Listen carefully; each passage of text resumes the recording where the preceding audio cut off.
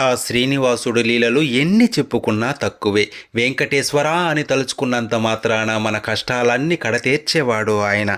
ఆయనకు ప్రాణం కన్నా మిన్నగా పూజించి ప్రేమించేవారు ఎందరో ఉన్నారు. అందులో నీలాదేవి అనే ఒక గంధర్వ కన్య ఉంది. ఆమె స్వామివారి కోసం చేసిన పని, ఆమె భక్తి తీవ్రత ఎలాంటిదో తెలుపుతుంది. శ్రీనివాసుడు లక్ష్మీదేవిని వెతుక్కుంటూ ఒక పుట్టలో తపస్సు చేస్తున్నప్పుడు ఆవు పాలు పుట్టలో వదులుతుంది కదా. ఆ సమయంలో ఆవుల కాపరి తన ఆయుధంతో ఆవును కొడతాడు.